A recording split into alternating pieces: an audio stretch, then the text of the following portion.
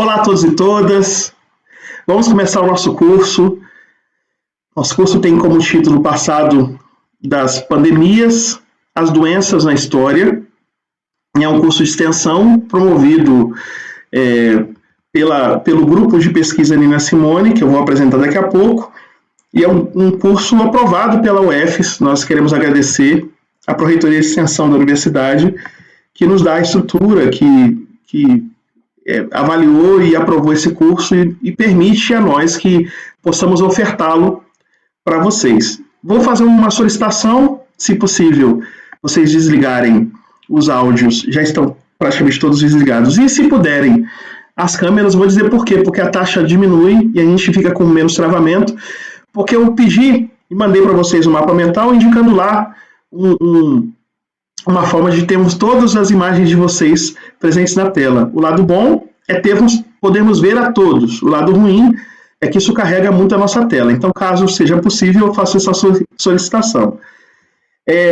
Nós vamos, nesse curso, que dura 3 meses, nós vamos ter, com certeza, muitas coisas para dialogar e vamos ter muitas coisas para aprender juntos. É um curso de construção compartilhada. Nós não acreditamos que somos dominadores desse conteúdo, que sejamos capazes de formá-los a todos de forma a termos essa relação vertical. Pelo contrário, acredito mesmo que no nosso diálogo, no nosso embate, nossa troca de informações e de ideias, nós vamos avançar e vamos crescer bastante. Então, eu conto com essa partilha e com essa participação de todos. Nós vamos fazer uma apresentação geral do curso. Apenas escrevam no chat as perguntas, se possível, e é bom sempre, se nós pudermos escolher alguém que pode acompanhar o chat para fazer a coleta das perguntas e depois recuperar, porque grande parte eu vou estar olhando para os slides e eu não vou conseguir fazê-lo. E hoje eu não estou aqui com meu companheiro, o professor Onildo, que é nosso professor, uma grande referência nesse campo de investigação. Hoje ele não estará aqui. Semana que vem, na próxima aula, sexta-feira, ele estará. Então, se alguém puder me ajudar, eu vou agradecer muito, tá, gente? Se puder me ajudar, alguém que quiser se voluntariar para acompanhar o chat e fazer as inscrições, só escrever no chat que poderá fazer esse trabalho, e eu vou. Ótimo, Maria. Então, eu te agradeço muito, se você puder fazer. Vamos sem delongas para o nosso curso. A gente tem muita coisa para estudar. Nosso curso tem por título Passado das Pandemias, as Doenças na História. Ele é oferecido pelo professor Onildo Reis Davi e por mim, Brian Kibuka. Ele é oferecido no âmbito do grupo de pesquisa Nina Simone, é um grupo de pesquisa desde 2018 que trabalha com investigações no campo de gênero, mas investigações interseccionais. E nessas investigações interseccionais, parte das nossas pesquisas é dedicada para essas questões que também têm implicações no gênero. Uma delas tem a ver com a trajetória das endemias, pandemias, epidemias, como elas atingem de forma mais brutal os subalternizados, e em especial essa marca de gênero que representa uma das marcas de demérito ou de depreciação que a gente percebe nessa sociedade desigual, que é a sociedade humana. Os seres humanos construindo essas hierarquias, e nós mapeamos essas hierarquias. Por isso que você perceberá que nós temos 2 linhas de pesquisa. O Nina Antiqua, que é o núcleo de investigação da antiguidade, é a parte do Nina Simone que trabalha com antiguidade, e o Nina Brasil, que é a linha de pesquisa do Nina Simone que trabalha com pesquisadores de história do Brasil. Nós temos metodologias compartilhadas, mas temos temporalidades, que são temporalidades particulares, próprias. E isso a gente considera, na verdade, uma riqueza para o nosso grupo. A possibilidade de discutirmos com pessoas de diversas temporalidades, espacialidades geográficas, questões relacionadas às nossas temáticas principal e transversais. Esse curso é de uma das temáticas transversais do Nina Simone. Nós temos aqui no nosso curso um especialista, o professor Onildo Reis Davi, que bondosamente me permite compartilhar com ele desse curso, e ele é do Lecadia. O Lecadia é um importante grupo de pesquisa que trabalha com gênero, mas também trabalha essa perspectiva interdisciplinar e também interseccional, e por isso nós temos um pesquisador de história das doenças que faz parte do grupo de pesquisadores do Lecadia. Bom, além disso, nós queremos apresentar o nosso curso, dizendo que esse curso visa promover informação nos campos de doenças, epidemias e pandemias. E parte de questões sobre o modo como a população mundial tem reagido à pandemia do novo coronavírus. É a Covid-19 que nos faz refletir hoje de forma um pouco mais cuidadosa sobre doenças. Isso não pode ser negado por nós. Nós temos como um elemento motivador esse problema sanitário que nós estamos vivendo, que nós estamos atravessando, todos nós. E eu, inclusive, quero desejar a todos muita saúde, que vocês sejam preservados na mais plena saúde.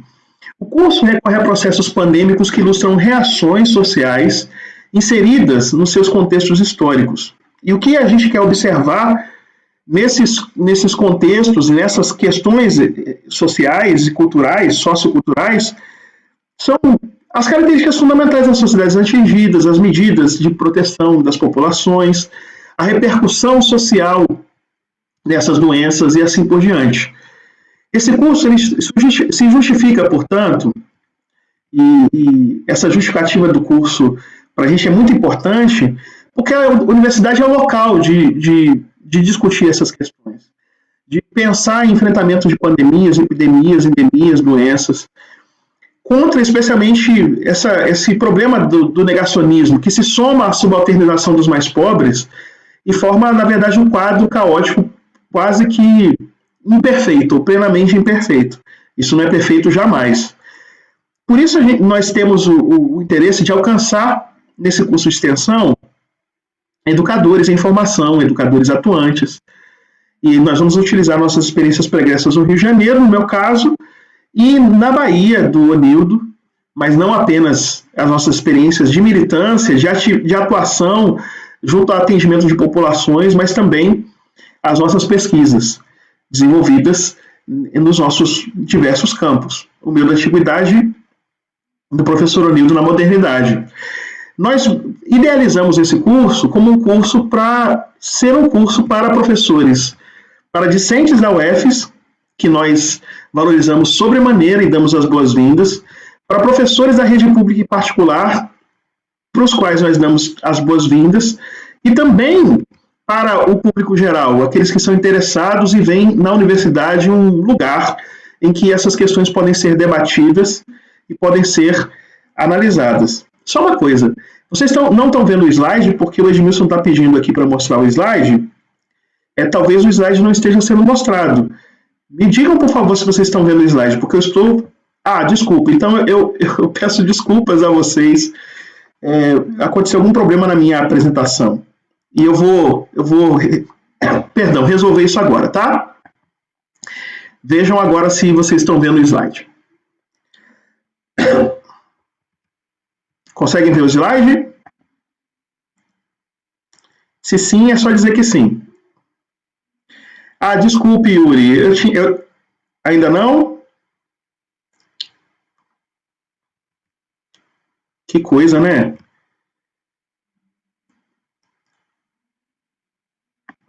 Não? Vocês me permitem, então, rapidamente sair daqui? Eu vou atualizar o navegador para que vocês consigam ver o slide, tá bom? Porque talvez seja um problema da minha conexão mesmo. E aí eu vou resolver isso agora. Só um instante, tá bom, gente? Tô saindo e já volto.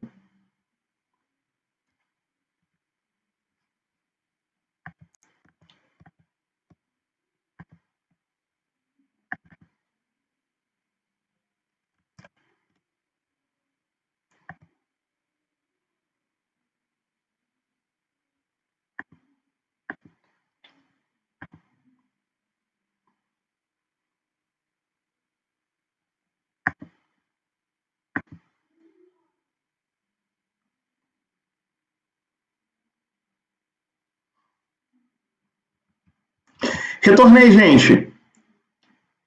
Retornei. Agora eu vou apresentar a minha tela. Vamos ver se a gente consegue, tá?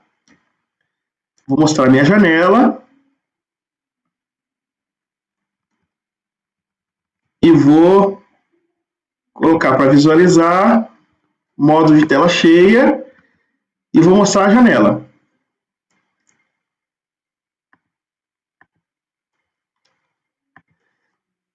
Digam para mim se agora vocês conseguem ver a tela.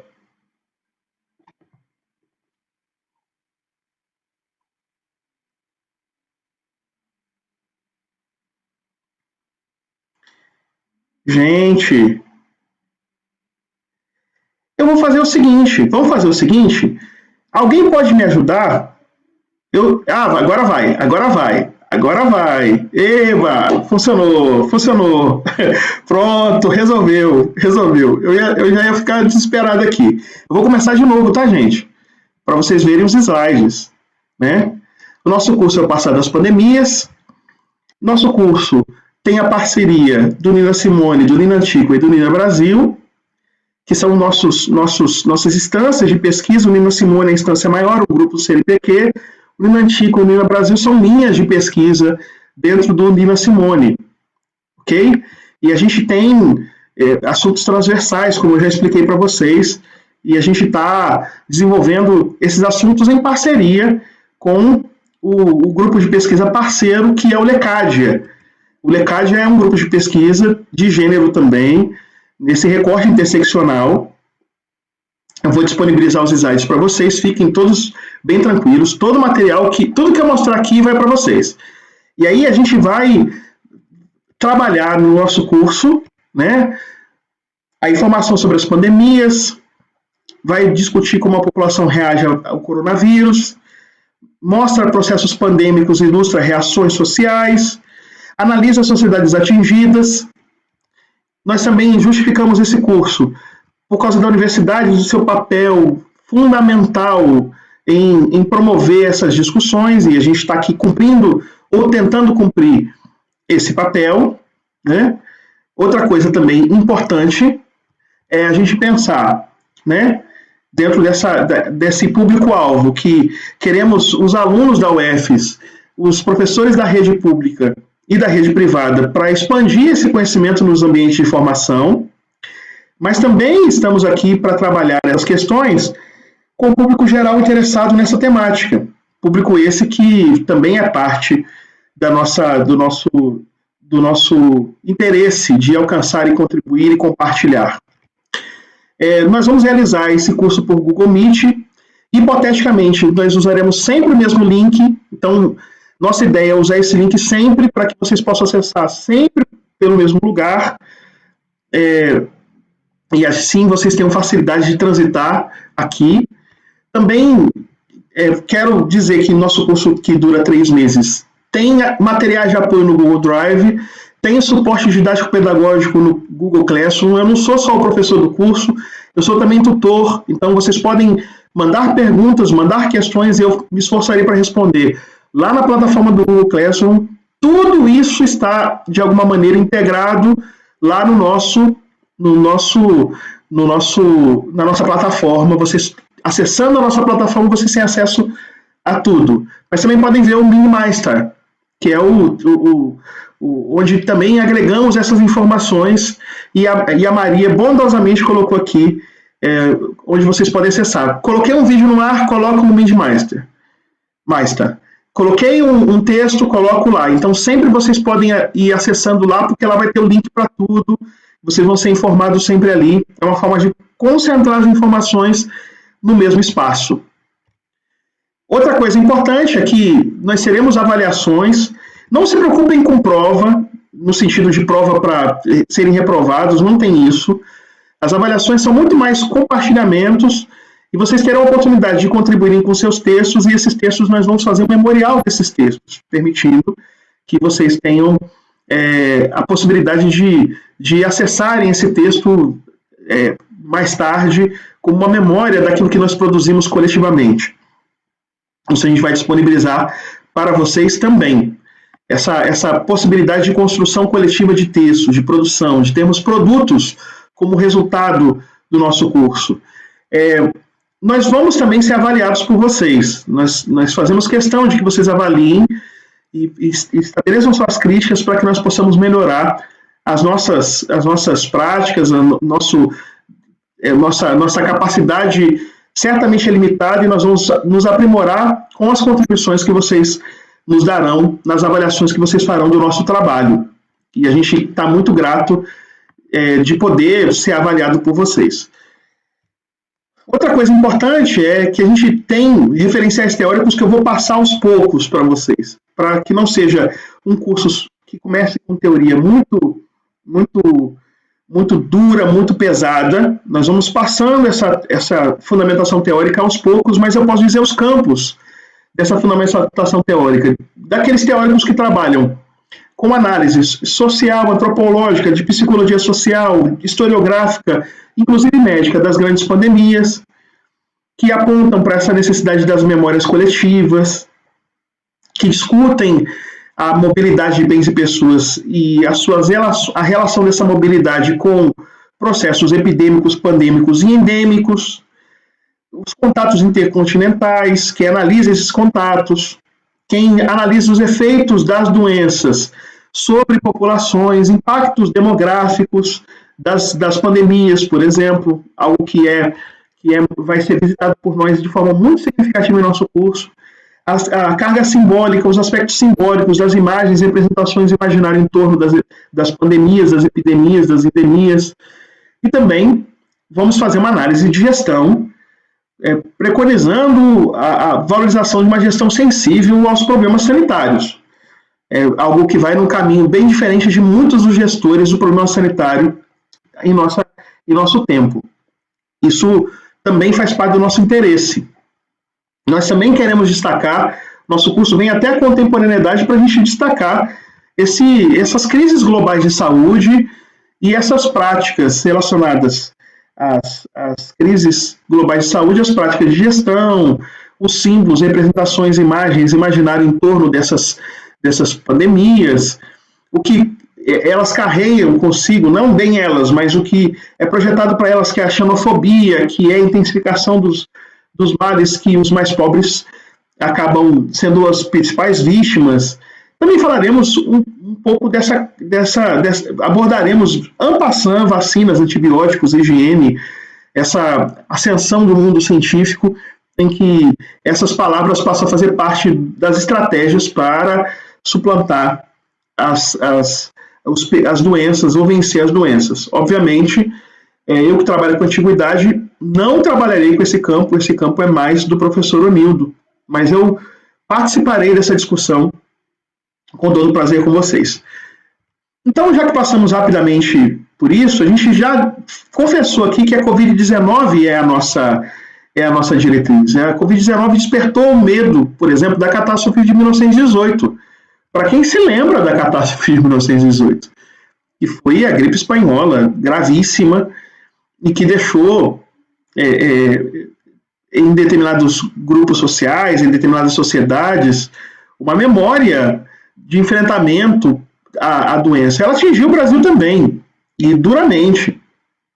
É uma pandemia.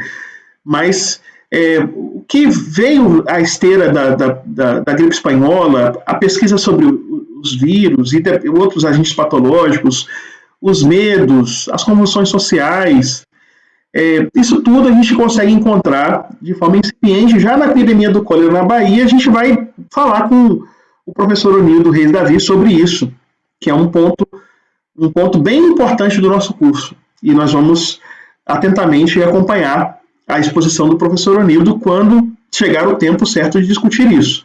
Mas vamos antecipar essas discussões. Antes dessa discussão, nós vamos antecipar muito dessas discussões no nosso tratamento da peste dos filisteus, na peste de Atenas, na peste de Roma, na peste negra.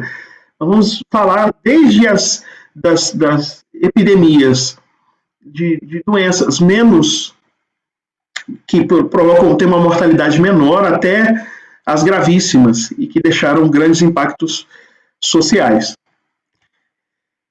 Bom, nosso objetivo geral específicos, porque geral é apresentar o contexto histórico encontrado por uma doença pandêmica ou epidêmica. Isso nós vamos fazer a cada passo. Mas específicos são analisar medidas de prevenção, medidas de combate, discutir formas de reação social, ensaiar comparações com Covid-19 e também queremos produtos dessa nossa discussão. Nós temos um livro no Prelo, um primeiro volume, O Passado das Epidemias, é um volume que está no Prelo, deve sair dentro de um mês e meio, ou seja, ainda dentro do período do nosso curso. Mas além de termos esse livro, nós queremos produzir outros materiais que permitam que outras pessoas acessem aquilo que nós vamos consumir aqui em nosso curso. Ok? Então, já que apresentamos as questões, as referências, eu sei que vocês terão paciência e vão observar essas referências em cada unidade, porque em cada unidade tem referências específicas que não são apenas citadas, são compartilhadas com vocês para que vocês acessem e possam ler os materiais que são as referências do nosso curso. Assim vocês avançam para além da nossa observação. Mas as unidades do nosso curso são a primeira unidade, que é a aula de hoje, o que é doença, o que é epidemia, o que é pandemia, o que é endemia. Não é apenas uma resposta objetiva sobre isso, mas é uma discussão sobre doenças, que nós faremos hoje. Nós trataremos do Antigo Oriente Próximo, na unidade 2. Vamos falar das doenças e do tratamento dessas doenças no Antigo Oriente Próximo.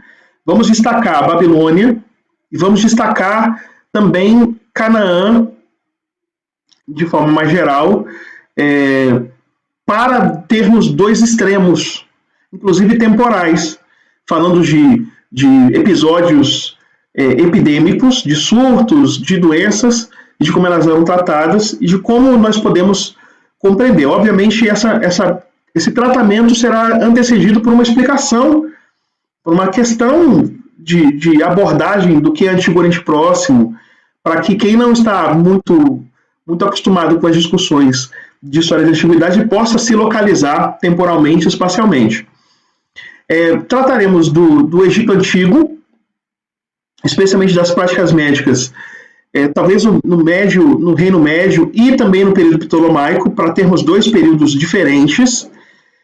Trataremos das epidemias na Grécia Antiga, vamos destacar aqui significativamente Atenas e alguns episódios descritos no Corpus Hipocrático relacionados a epidemias, especialmente nessa região das Cicládicas, para também termos a referência mais conhecida que Atenas e a menos conhecida, que é talvez menos conhecida mesmo, né? Pouco investigada, mas que é possível resgatar lendo bem o Corpus Hipocrático.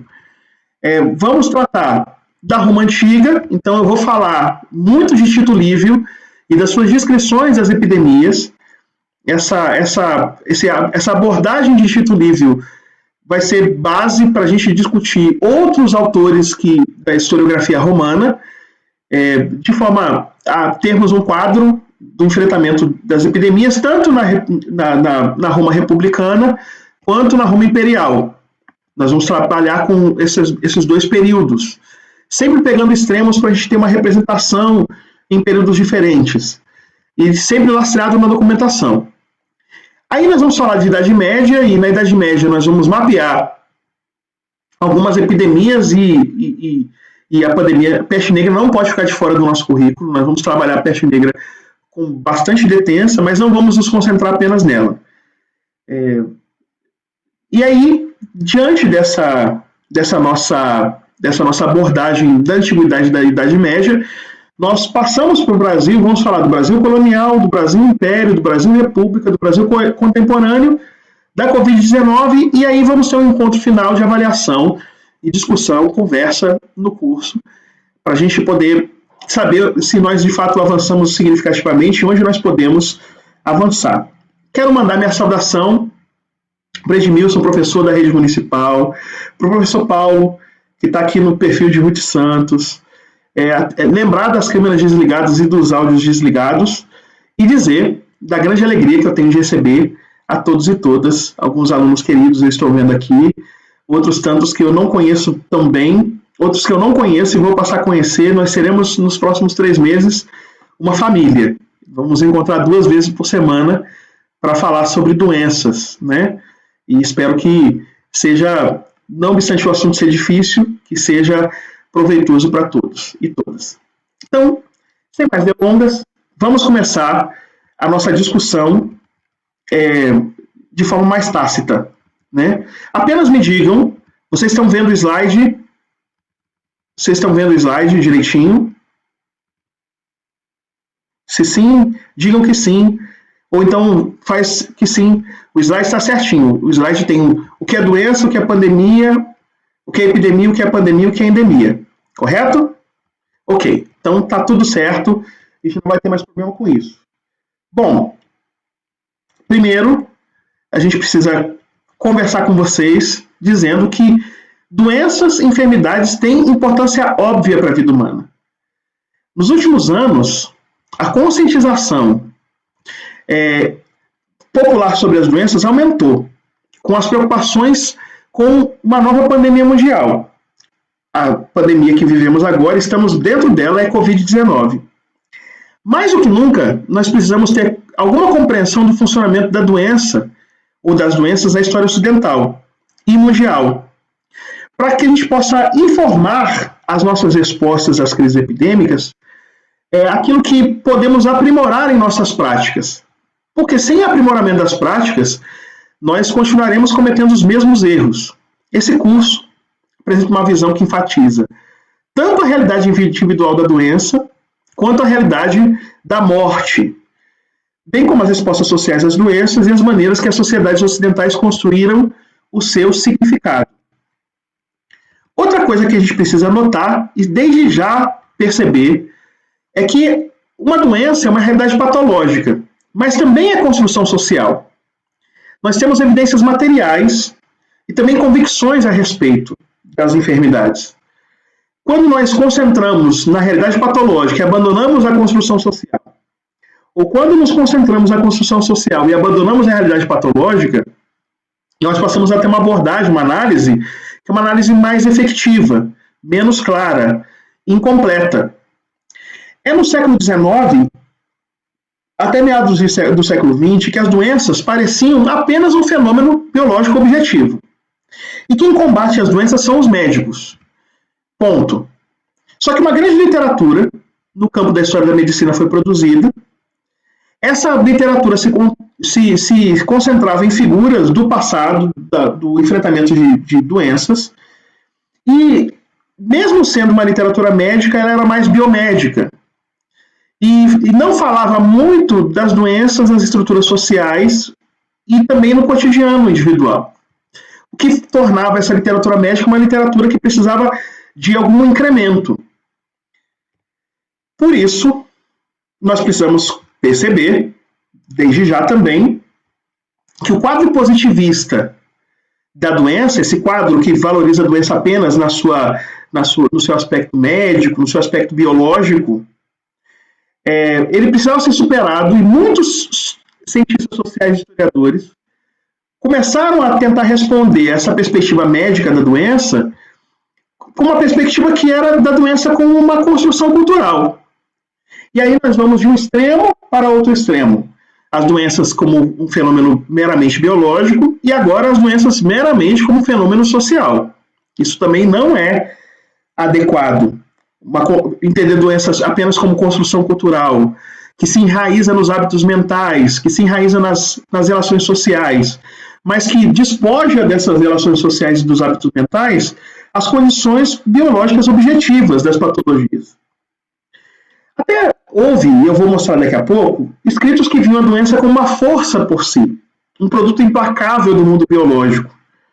E os seres humanos eram vistos, nesse caso, como presas e também, eventualmente, como predadores.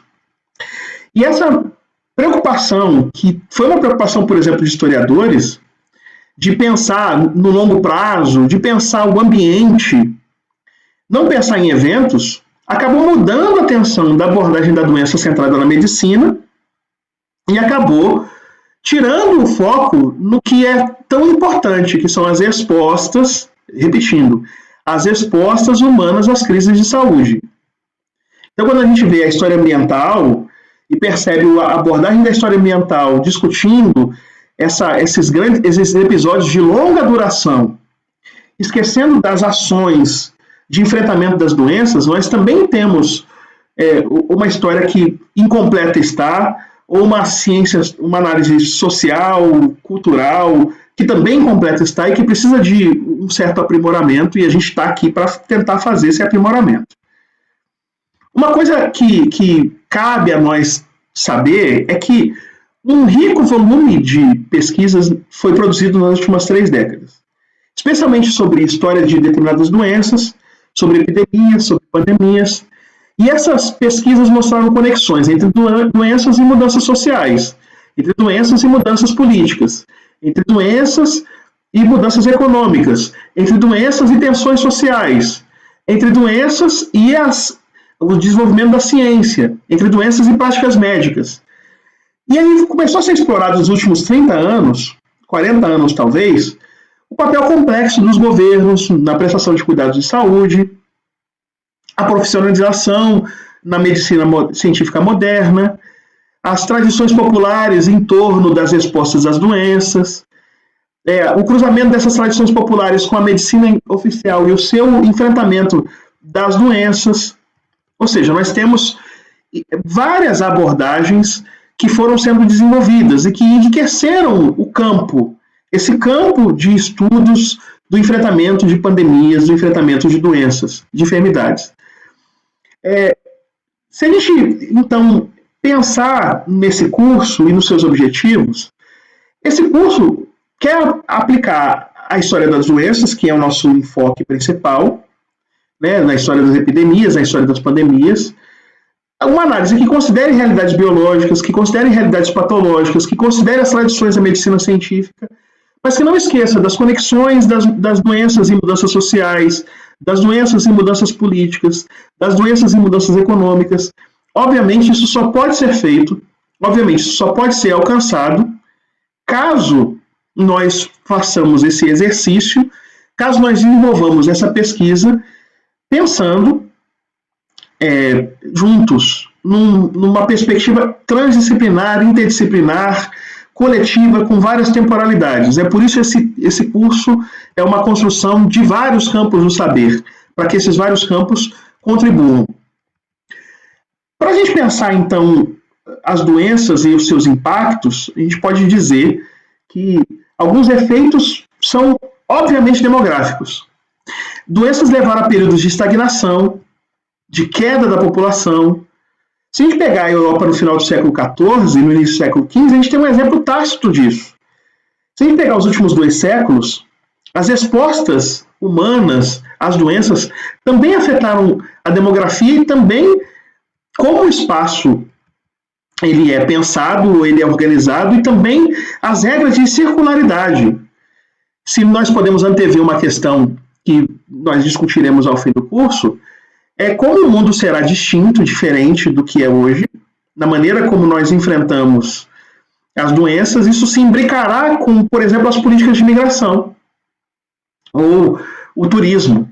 Logo depois de anos com turismo vigoroso, um turismo proveniente de países asiáticos, nós podemos dar o exemplo do estereótipo do chinês ou do japonês tirando fotos, com a xenofobia que vem junto com a doença, essa xenofobia que é um mal, porque vírus não tem vírus, bactéria, protozoário, vibrião, não tem passaporte. Ele não nasce num lugar porque esse lugar é um lugar amaldiçoado, ou porque esse povo é um povo comunista, ou qualquer outro ista que você queira colocar.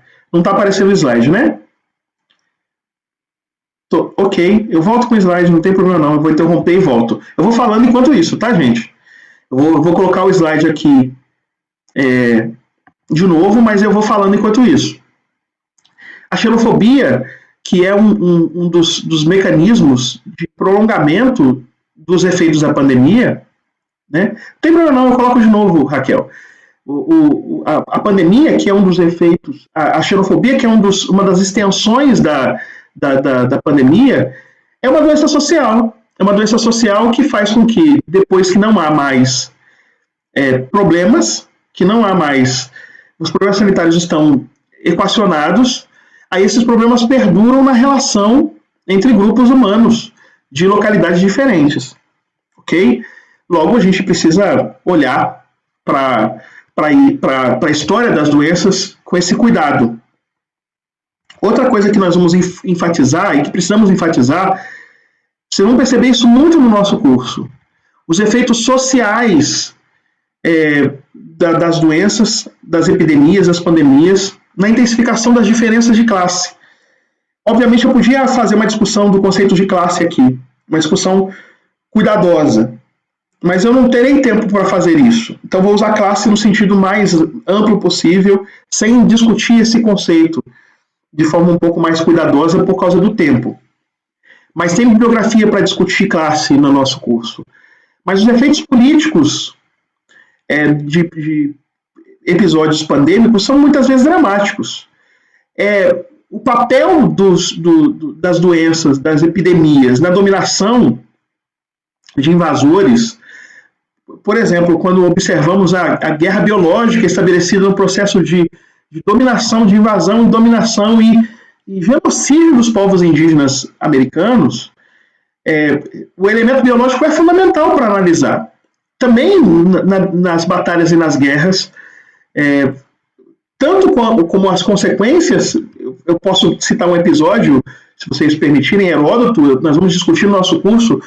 Heródoto narra a guerra dos persas contra os gregos e mostra a derrota na batalha naval significativa que os persas sofrerão, e o transporte dos persas até o Helesponto, e ele mostra como eles foram atingidos, acometidos de uma enfermidade, e como essa enfermidade, o recorte para definir quem continuava caminhando e quem ficava em cada cidade até chegar no Estreito de Bósforo era definido. Isso era definido a partir muito da classe do indivíduo. Se era um soldado, fica por aí, porque nós não temos tempo a perder na nossa fuga quando nós estamos em retirada. Nós vamos ver como aparecem os elementos interseccionais que nós costumamos usar para gênero, mas essas imbricações elas vão aparecer em documentos, e essas imbricações são fundamentais para a gente perceber isso que a gente está chamando aqui de doenças e diferenças de classe, doenças e efeitos políticos, doenças e economia, efeitos intelectuais e culturais das doenças. Outra coisa que precisamos notar, e aqui eu coloco o clássico, o Imperialismo Ecológico, de Alfred Crosby, que discute a expansão biológica da Europa entre 900 e 1900, nós vamos discutir isso que nós chamamos de intercâmbio de doenças, né?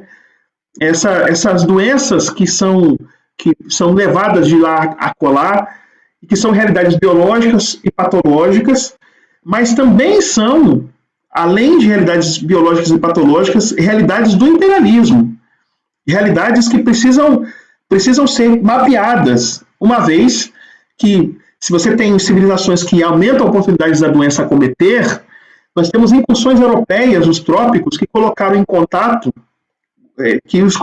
em contato com a febre amarela e eles trouxeram consigo a varíola. O contato dos europeus com nativos americanos resultaram no intercâmbio de micro-organismos e doenças.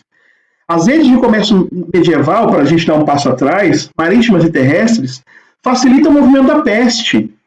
O transporte a vapor no século XIX, as culturas e civilizações, inclusive ocidentais, que vão controlando ou tentando controlar doenças e eliminar doenças a partir da redução da circulação de pessoas, das quarentenas, e como eles vão tateando as soluções até encontrar soluções, mas enquanto tateiam, muitas soluções eram soluções que revelavam as suas intenções imperialistas, a sua xenofobia, o seu sexismo. Isso tudo nós vamos mapear, e precisamos mapear termos como um fundamento teórico de nossa abordagem. Outra coisa também que precisamos pensando primeiro no recorte do mundo ocidental, é que as definições das doenças no mundo ocidental costumam ser criadas por elites sociais, elites políticas, elites intelectuais, que querem se separar dos pobres e subalternizados. Essas construções culturais feitas por essas elites e as evidências materiais de que existe esse recorte oligárquico, aristocrático, de classe, de discriminação e preconceito contra a gente pobre, contra a mulher, contra grupos étnicos específicos que são tratados com discriminação. Isso a gente precisa mapear também, porque os pobres não recebem só culpa, a culpa das pessoas adoecerem, eles também recebem as doenças e são os que mais morrem. Nossos usos, portanto, da palavra doença revelam uma incerteza considerável sobre o seu significado, começando a responder ou tentar responder a primeira pergunta, o que é doença. Porque doença não é para a gente só um fenômeno biológico, patológico, né? Patológico já diz respeito à doença, que tem a ver com apenas uma explicação científica. Mas, além da realidade que para muitos é objetiva e médica, também tem percepções humanas e construções sociais. Uma vez que a quarentena funcionava muito bem, uma vez que a doença, a Covid-19, alcançou no Brasil, num primeiro estágio, esses grupos de classes mais abastadas, de classes que são classes mais ricas. E, de repente, que tinham circulação, que voltavam de viagens do estrangeiro e que foram contagiados, infectados nesses seus intercâmbios culturais e chegam no Brasil. Então a gente vai perceber, mapeando a história da quarentena, como que enquanto a quarentena, enquanto é para preservar essas classes, a quarentena é estimulada. E o discurso público vai migrando, e ele vai migrando de vamos fazer a quarentena para preservar vidas, para vamos preservar a economia. E aí não se fala mais de quarentena, mas se fala de enfrentar. Mas os ricos continuam, muitos deles, em quarentena. Quem eles querem, na verdade, que não façam quarentena são aqueles que trabalham para eles. Os seus empregados, as pessoas que eles consideram e tratam como serviçais, e que por isso ficam à mercê do transporte público, do trabalho no chão da fábrica, do trabalho lá no comércio, do trabalho até na casa, e a própria segregação na casa entre esses subalternizados e as pessoas da casa já servem de barreira para um contágio mais fácil, facilitado. Então nós temos na história da Covid-19 no Brasil uma migração de uma doença de classe média e de classes mais altas para uma doença que mata mais pretos, pobres das periferias. E esse deslocamento da doença também corresponde, em maior ou menor grau, com o deslocamento também da ideia e da noção de que quarentena é necessário, com o deslocamento do discurso público e governamental, com o deslocamento das práticas, mesmo aqueles políticos mais afeitos a defender a quarentena, depois que as elites foram protegidas e tinha garantia de atendimento médico, aí eles passaram a liberar da quarentena sem considerar a gravidade da situação da Covid-19 nessas regiões mais empobrecidas das grandes cidades. O caso mais ilustrativo disso é São Paulo, que isso virou inclusive palco de disputa política entre o governo federal e o governo estadual, e de repente, quando foram garantidas as condições de atendimento médico para as populações mais enriquecidas, pronto, vamos liberar a cidade, vamos liberar a circulação, vamos liberar tudo. E aí nós temos os recordes atrás de recordes sendo batidos de mortos e uma tendência a ir abrindo e abrindo e abrindo, mesmo que hoje nós tenhamos uma incidência muito maior da doença e a morte de um maior número de pessoas pretas, pobres, periféricas. É de fato gravíssimo. E a gente precisa discutir isso não apenas na Covid-19, que é o exemplo próximo a nós, mas também numa perspectiva do passado. A gente tem que olhar para o passado e encontrar isso, mapear isso no passado. Outra coisa que também destaco, só para mostrar a charge, né? Esse desenho que vocês veem. Ora, doutor, mas há um preservativo, uma proteção contra a espanhola? Aí a resposta é, como não? E excelente, não ler jornais. Fonfon, número 42, de 9 de outubro de 1918, página 32. Ou seja, a ideia de que a culpa é da imprensa que nós vemos hoje é uma ideia que já está, de certa forma, está presente na gripe espanhola de 1918, está presente na epidemia do cólera de 1855 1856, está presente na peste de Atenas de 430 a 426, está presente, e vocês vão encontrar isso recorrentemente na história. As elites, de fato, culpam os pobres, como diz o Edmilson aqui, contribui, né? E o Paulo Daniel, a culpa da extrema imprensa, a ideia de colocar a imprensa como objeto de desconfiança quando ela está, na verdade, informando a partir da ideia de que existe algum tipo de acordo da imprensa para derrubar o governo. É uma maneira de tirar a responsabilidade dos agentes públicos que devem fazer a gestão de saúde e colocar a responsabilidade sobre os que informam a população. Inclusive, tem uma pluralidade de imprensa no Brasil, permitindo que a pessoa possa ter uma perspectiva múltipla. Não obstante, a gente tem conglomerados de mídia que não tem tanta diversidade na imprensa quanto gostaríamos que tivesse. Eu digo isso pessoalmente. E a burguesia, de fato, ascendeu no Brasil, subalternizando e colocando culpa nos pobres. Mas isso é do Brasil, isso também é de outros episódios pandêmicos, epidêmicos, e nós vamos observar isso no nosso curso. Outra coisa que também quero destacar, né, já começando a fazer vocês conhecerem esses autores, começar com Henry Singerist.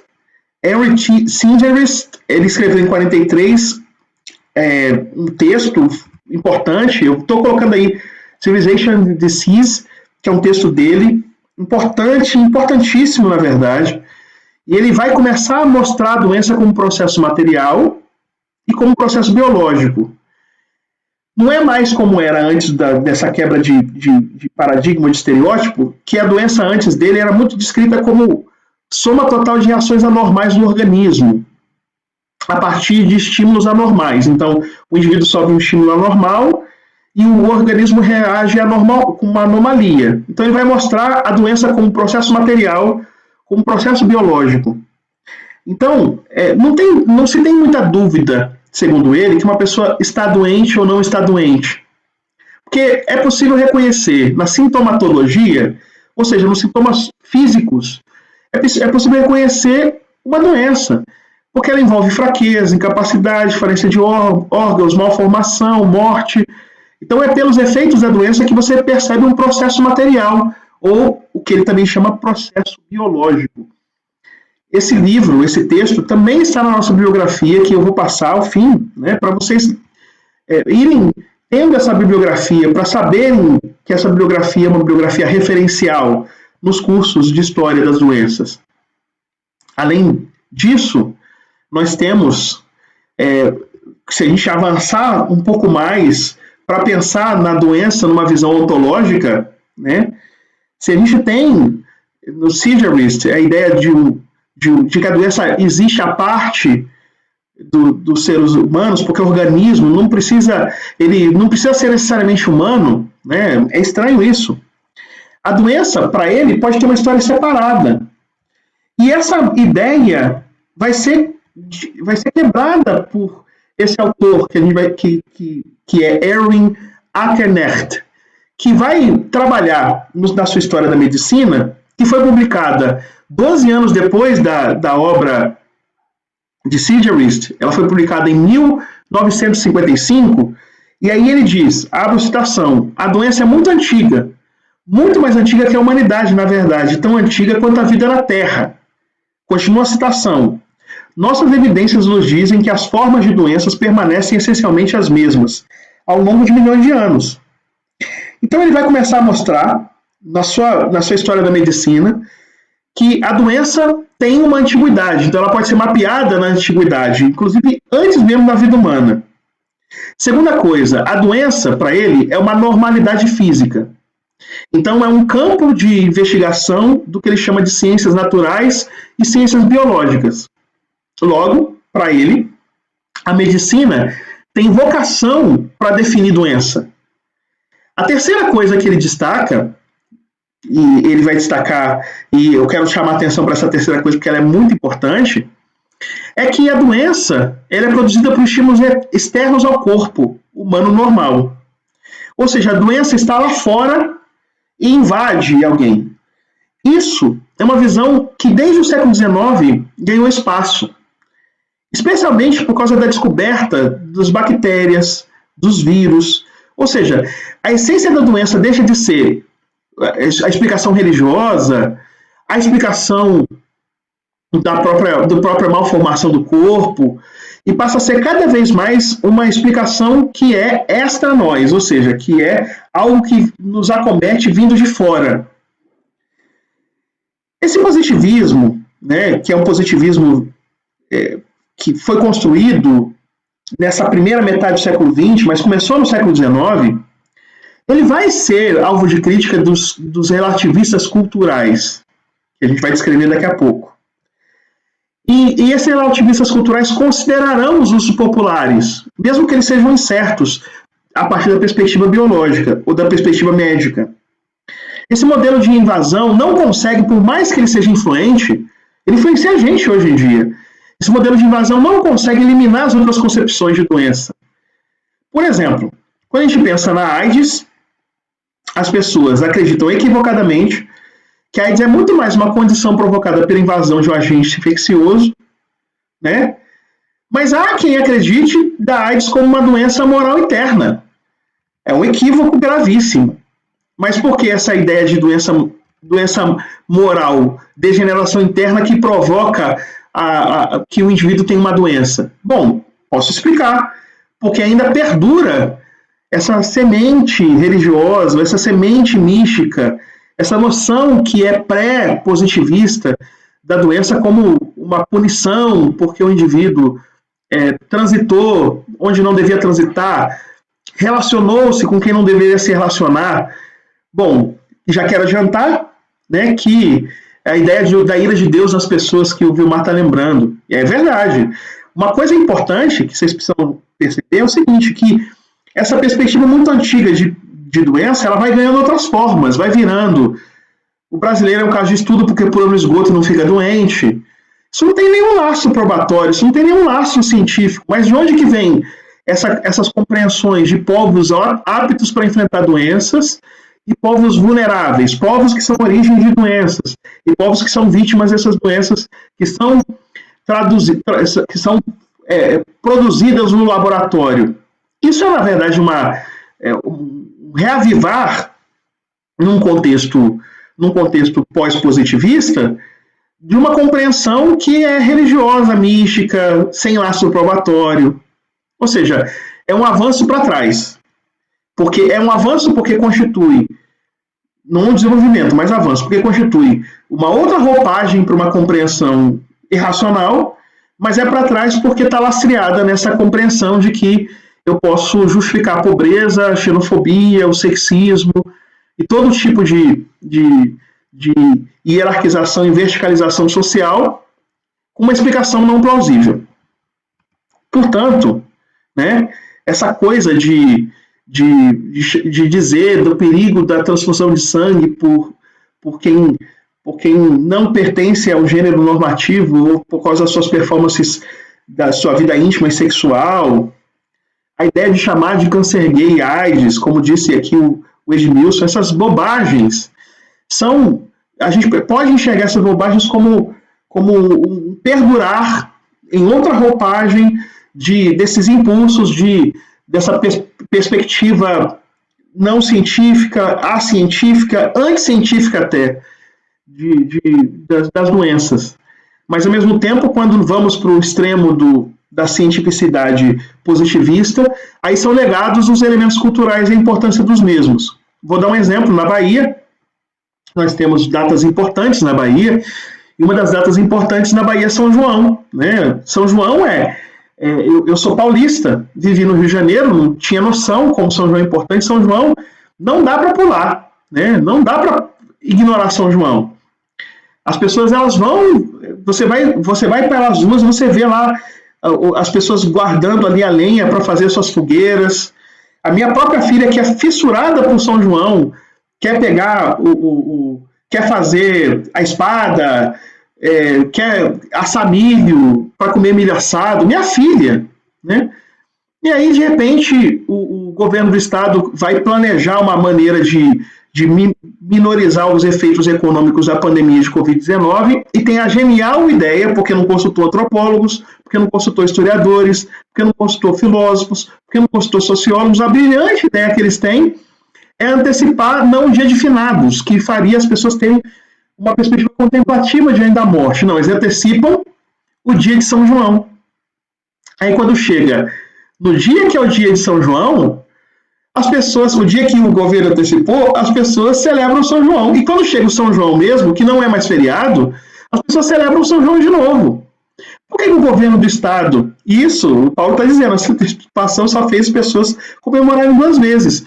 É por quê? Porque não tem pessoas desse campo das ciências sociais, dos culturalistas, eles não são vistos como aptos para discutir doenças, para discutir enfrentamento de pandemias. Isso é um erro grave, porque, obviamente, se qualquer um de nós que é desse campo de humanidades fosse consultado pelo governador se devia antecipar São João, a gente ia dizer, não faça isso, as pessoas não vão respeitar isolamento social, porque São João não é isolamento social. São João é pelo contrário, é o contrário disso. Isolamento social você pode colocar no finados. São João de jeito nenhum. Portanto, isso ilustra como o nosso curso ele na verdade abre uma janela interessante para a gente enfrentar pandemias. Eu nem falei o que é pandemia ainda, mas eu já vou falar, eu já vou chegar lá. Ok. Então, indo um pouco mais para frente, né, se a gente tem a visão objetiva de Seizurist, nós também temos o argumento da construção social, por exemplo, de Robert Hudson. Nós temos aí, diante dos olhos de vocês, o Disease and its Control, que é o texto de Robert Hudson, interessante texto, que também está na nossa bibliografia. Ele vai afirmar: as doenças não são entidades imutáveis, mas são construções sociais dinâmicas que têm suas próprias biografias. Logo, do mesmo jeito que você pode biografar indivíduos, biografar sociedades, falar ou se expressar sobre culturas em suas trajetórias diacrônicas, podemos fazer isso também para as doenças.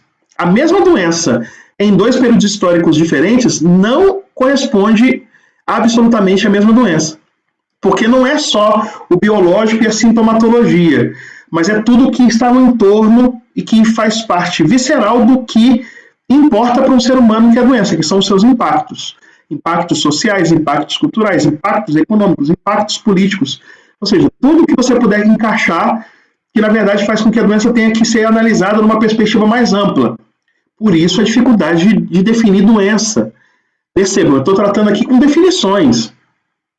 Por isso, a gente tem que observar, falando um pouco mais disso, né, e avançando um pouco mais nessa nossa discussão, a gente tem que olhar com cuidado, com carinho, para esse cidadão que está diante dos nossos olhos, que é Michel Foucault. Michel Foucault, em minha opinião, dos grandes gênios do século XX, a sua capacidade de trabalhar temáticas complexas com um alto nível de erudição e soluções interessantes para nos dar caminhos interpretativos e investigativos, isso é singular. E The Birth of the Clinic, o texto dele, O Nascimento da Clínica, é desses textos que são seminais para que historiadores, antropólogos, sociólogos se conscientizem de que doença, saúde, morte, se a gente for pensar nessas coisas que estamos discutindo aqui, doença, saúde, morte, não são apenas evidências físicas, naturais ou objetivas. A naturalização, transformar fenômenos humanos em essencialistas, naturais, é um erro crucial de quem analisa isto. Portanto, nós precisamos dar as mãos nesse abraço interdisciplinar e junto com os médicos, antropólogos, junto com os engenheiros, nós precisamos encontrar soluções conjuntas. E hoje mais isso é possível do que na universidade. Onde mais isso é possível do que na universidade, onde essas pessoas se encontram. O Amaro, quando fala dos diversos tipos de gripe, devastadores, e hoje são mais comuns que posso imaginar, trouxe a ilusão de que a ilusão do século XIX, quando começam a surgir as vacinas, começam a surgir os enfrentamentos, as estratégias de enfrentamento das doenças, se imaginava que a gripe ia desaparecer. Nós não íamos chegar em 2020 com gripe existindo ainda, mas nós somos agora confrontados com doenças que podem ser enquadradas nesse campo de gripe, que são pandêmicas, e que são, depois de pandêmicas, endêmicas, né? E isso é muito grave. Isso também precisa ser considerado por nós. Então, indo um pouco além, avançando um pouco mais em nossa análise, se a gente pensar agora nessas opiniões, a gente tem que opiniões, deixa eu voltar.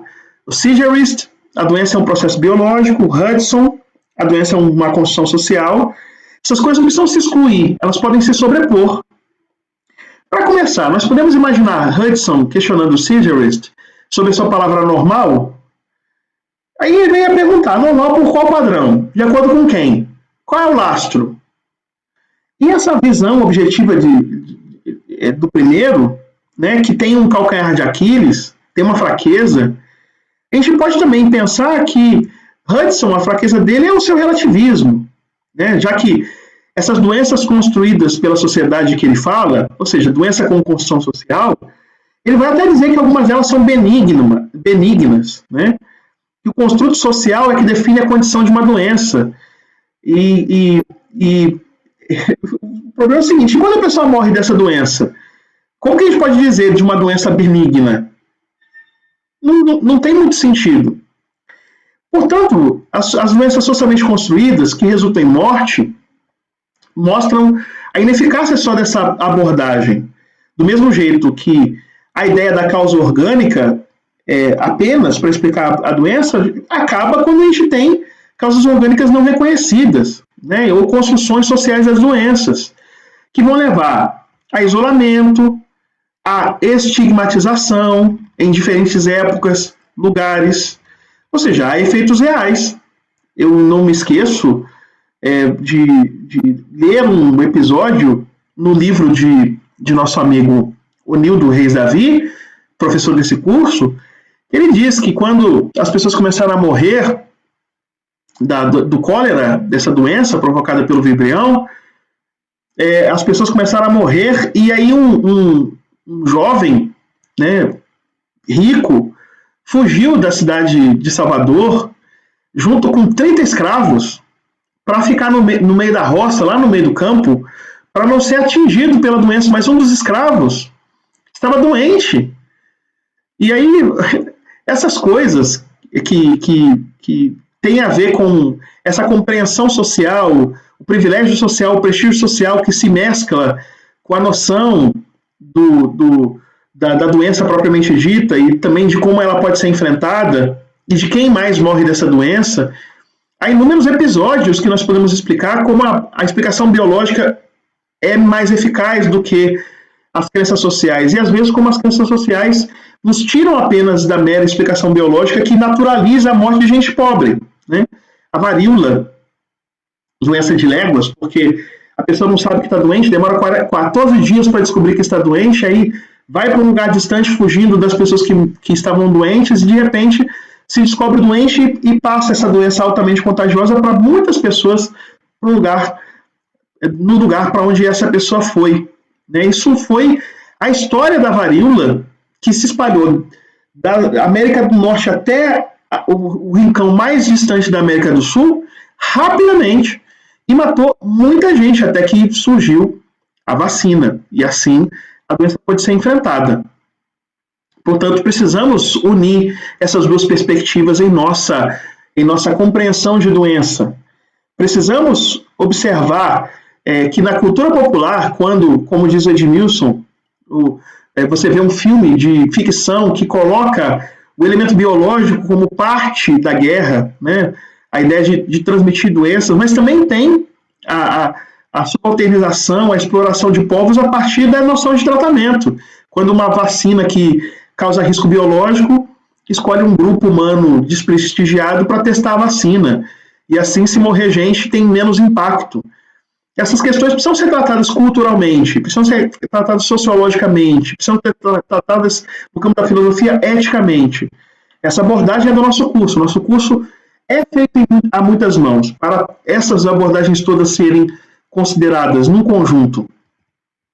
Então, os casos em que as concepções, percebam, as concepções humanas de doença resultam em mudanças sociais, políticas e econômicas, se enquadram legitimamente no escopo desse curso.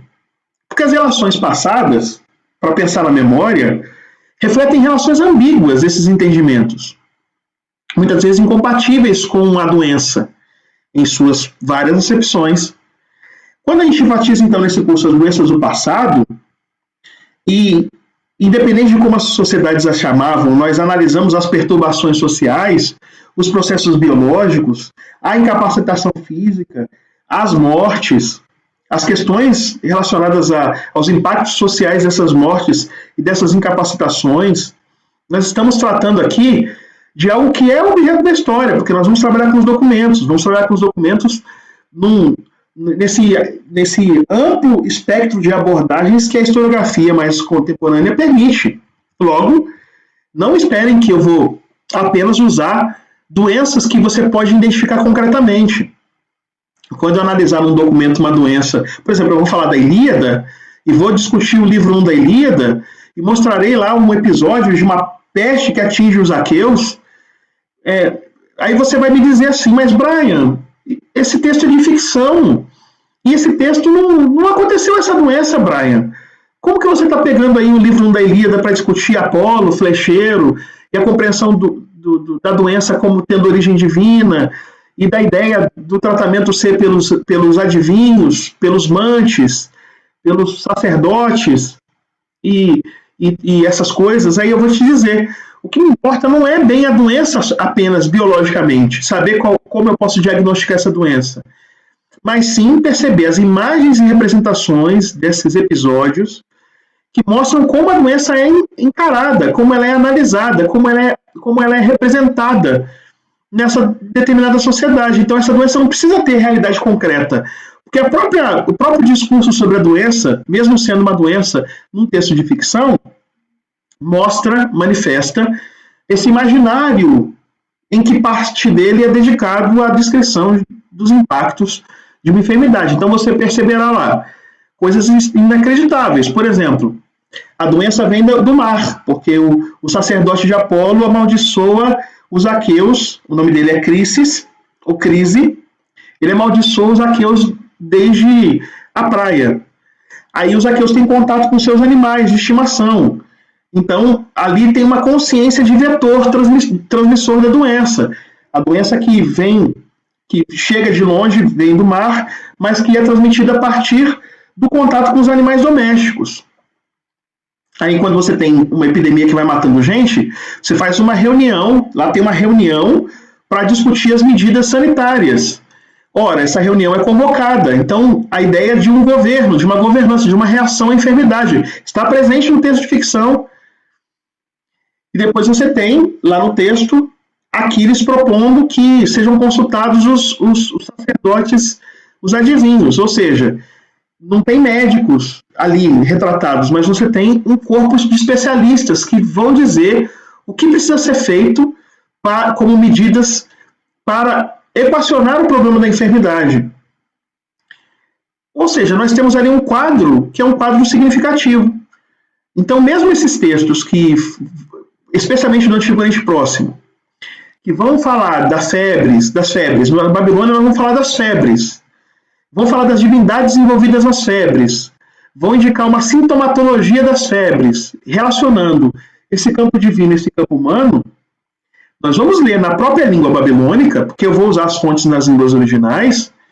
Então eu vou mostrar na tradução que eu fiz do texto, como o texto tem amalgamado, imbricado na sua descrição nosológica, na sua descrição da doença, tem amalgamada a questão religiosa, a questão dos poderes que gravitam naquela sociedade, mas também as questões que giram e transitam em torno do tratamento necessário e devido a partir de uma certa lógica. Os homens não passaram a pensar só no século XIX. Tem muita gente inteligente desde que o mundo é mundo, desde que o Homo é sapiens, tem gente inteligente no mundo. Então não é porque eles não tinham televisão e não tinham celular que eles não fossem habilíssimos em terem sensibilidade e inteligência para lidar, mesmo que muitas vezes empiricamente, com suas crises sanitárias. Ok? E a Maria contribui, e é sempre bom ecoar que, normalmente, quando não se tem resposta lógica, se transforma em punição divina. Isso desde muito tempo. E quanto mais a ciência médica evolui, menor a disseminação da culpa divina. Embora, casos pontuais, isso ainda ocorra. Mas eu também acho que isso se transveste de outra conformação. Então, se tem explicação religiosa, aquilo que é inexplicável ou que toca no sofrimento humano, que causa angústia, causa desajuste social e que não é satisfatoriamente respondido pela medicina, aí as respostas passam a ser não só religiosas, mas passam a ser respostas xenofóbicas, passam a ser respostas do preconceito de gênero, passam a ser respostas do preconceito de classe, passam a ser respostas... Isso, para mim, em minha opinião, é um outro dispositivo que vai na mesma esteira do que opera no campo religioso, né? Não que sejam as mesmas coisas, mas é um dispositivo lateral e também possível, né? Por isso que a gente aqui vai dizer para vocês que, pensando a doença e essa questão do relativismo, que é o relativismo cultural, né, que eu trabalhei com vocês aqui, falando um pouquinho, se vocês se lembram bem, né, só para mostrar aqui, para vocês não esquecerem, o Hudson, né? Então a gente vai começar a discutir relativismo cultural, pensando em doença. São vários conceitos de doença, são várias abordagens diferentes de doença. Eu não estou aqui dando muitas respostas, mas eu estou levantando questões, né? Então, a doença, dentro desse campo do relativismo cultural, aí é uma coisa bem interessante, que eu faço questão de destacar, porque também é produtivo em nosso curso a gente trabalhar nessa perspectiva. Então, vamos lá. Quando a gente pensa, então, nas doenças físicas e presta pouca atenção ao papel, por exemplo, das doenças mentais nas sociedades passadas, e a gente vai falar disso depois, das perturbações sociais, dos processos biológicos, nas questões humanas, nas concepções humanas que resultam em mudanças sociais. Ou seja, todas essas questões, elas precisam ser avaliadas por nós como importantes questões da construção social, não a partir do relativismo absoluto, mas sim de um fator cultural que ajuda a compreender a doença como um ponto de vista, o que não nega o agente patológico, endêmico e biológico de uma enfermidade. Para dar um exemplo, eu vou citar o Roy Porter, né, que vai citar um inglês do século XVII, que, quando foi considerado louco, ele disse assim: eles disseram que eu era louco, e eu disse que eles eram loucos. Caramba, eles me venceram, porque quem tá considerado louco mesmo foi um indivíduo que perdeu na narrativa. Isso parece muito, acho que vocês vão reconhecer muito bem, isso parece muito com o texto da literatura brasileira conhecido, dessa coisa da referência não absoluta do estado mental, porque estado mental também é doença, né? Há doenças psíquicas, há doenças psicológicas, há casos psiquiátricos, e nós temos um livro, um clássico da literatura nacional, de Machado de Assis, que é o texto alienista, de um indivíduo que consegue enquadrar as pessoas nesse campo da patologia e vai colocando todo mundo lá no lugar onde as pessoas iam ser tratadas, e depois ele descobre que todo mundo estava lá, só ele estava do lado de fora. Ele descobre que quem estava, de certa forma, quem era a exceção, e por isso era o doente, era ele. Então ele se tranca e solta todo mundo, né? Pequenos desvios de comportamento, que ele entendia como desvios, é claro, eram considerados patologias. E o helenismo é todo construído em cima dessa discussão, que antecipa em muito tempo a discussão que nós estamos fomentando aqui, né? O Yuri, com suas contribuições sempre ótimas, ele fala do ministro de Israel que afirmou que Covid-19 era punição divina para os homossexuais, e ele foi infectado pela doença. Ou seja, eu costumo dizer, eu digo isso entre aspas, tá, gente? Não é. Costumo dizer que a realidade vence. As pessoas criam essas ideias, essas explicações loucas, e aí, quando você confronta com o mínimo de lastro material, você percebe que o que a pessoa fala é uma bobagem. E isso é importante observar, que às vezes isso está diretamente ligado a um religioso, como os casos que nós estamos vendo aqui. Mas às vezes não está ligado a um religioso. Às vezes está ligado não a um religioso formal, mas um religioso que assume seu pensamento religioso em outra roupagem. Ou seja, um pensamento que flerta com o religioso, mas não tem o divino ou o sagrado como parte da sua construção. É a ideia de que se eu colocar 3 gotinhas de água oxigenada na minha boca, eu vou ser curado de Covid-19. Não façam isso não vai acontecer, não é tratamento. Mas quando a pessoa acredita nisso, olha, não tem Deus na explicação. Não tem Deus na explicação. Nem sempre tem Deus.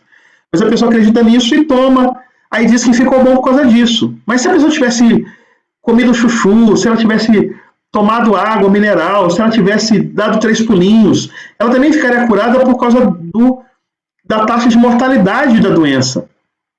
Então a chance maior é da pessoa tomar um negócio que nem vai fazer bem, às vezes vai fazer mal, e no final das contas não morrer.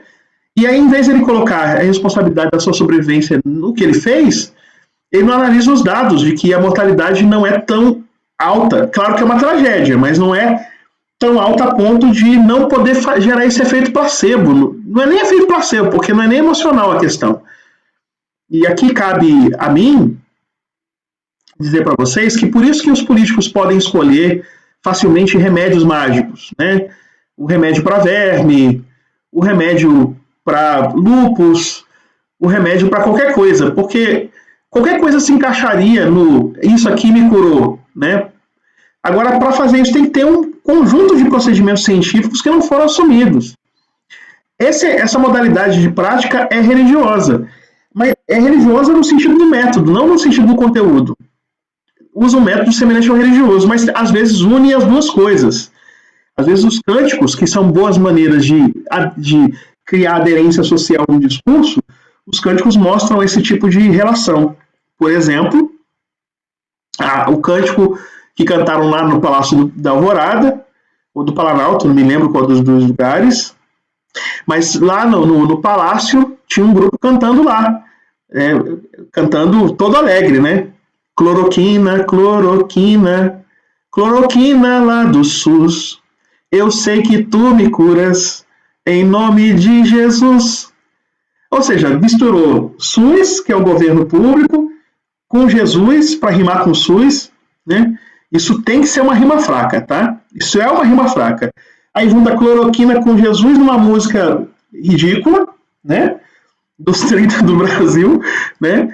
E aí, meu caro, isso vai ganhando espaço no imaginário popular, porque o imaginário popular não se alimenta apenas de informação, ele se alimenta também de crença. E a crença não precisa nem ser religiosa. Ela pode ser uma crença política, pode ser um messianismo político, mas a chance que tem de encontrar a fome com a vontade de comer um político com esse indivíduo é muito grande. E isso numa pandemia faz com que nossa resistência, o nosso enfrentamento diante da pandemia seja em muito prejudicado. 3 vezes 3 do Brasil. Pois é, tudo isso aí, gente. Então, pensando agora numa definição de epidemia, já indo na direção das definições propriamente ditas, eu vou primeiro lastrear a minha resposta com manuais, né? Epidemia não é uma palavra precisa, de forma alguma. O Oxford English Dictionary, citando o Lexicon of Medicine and Allied Science da Sydenham Society, esse dicionário que está aí, esse léxico que está aí, diante de vocês, é o novo, né? Mas tem um antigo. Ele vai definir doença epidêmica como uma doença prevalecente entre um povo ou da comunidade em um momento especial e produzida por causas especiais e geralmente presente na localidade afetada. Ou seja, um contágio Perceba, eu falei contágio e não contaminação, né? Porque aqui não é o caso de contaminação como alguém que se contamina com mercúrio, mas é alguém que pega uma infecção. Então, é infecção ou contágio. O contágio de alguém numa comunidade, num momento específico, por causas específicas, isso caracteriza uma epidemia. Essa definição, que parece muito precisa e muito boa, ela vai ter tantas questões sobre ela que eu vou falar algumas delas assim para vocês, para a gente mapear, e no fim do curso a gente volta para isso. A maioria das definições concorda que a epidemia é temporária, isso é um fato, que ela afeta um local, isso é outro detalhe, e que resulta em mortalidade ou morbidade. Depois eu vou definir mortalidade e morbidade. Acima da expectativa normal, ou seja, as pessoas sempre adoecem e sempre morrem. É humano isso. Mas quando isso ultrapassa uma certa medida, nós podemos estar diante de um quadro epidêmico. Uma epidemia se opõe à doença endêmica, que é aquela que está presente na população o tempo todo. Para dar um exemplo, a tuberculose é uma doença endêmica. Mas em tantos lugares, tanta gente morre na África de tuberculose, que aí a Organização Mundial de Saúde eventualmente chama a tuberculose na África de epidêmica. Mas ela acontece no mundo inteiro. Antes da Covid-19, o que a gente tinha que matava muita gente, por exemplo, entre as várias doenças, é a tuberculose. E aí, essas referências não são com fronteiras muito bem definidas. E a gente precisa olhar para esses conceitos e, diante desses conceitos, ir definindo fronteiras e não determinar pontos. Vamos determinar campos, né? Para a gente perceber essa dificuldade com os usos mais técnicos, a gente pode perceber a expansão do conceito de epidemia.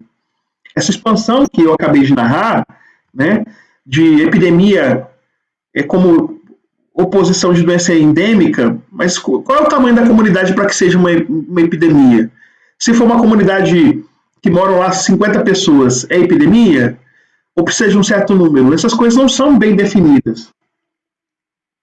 Franklin Roosevelt, para dar um exemplo, em 1937, vai falar da epidemia como uma ilegalidade mundial.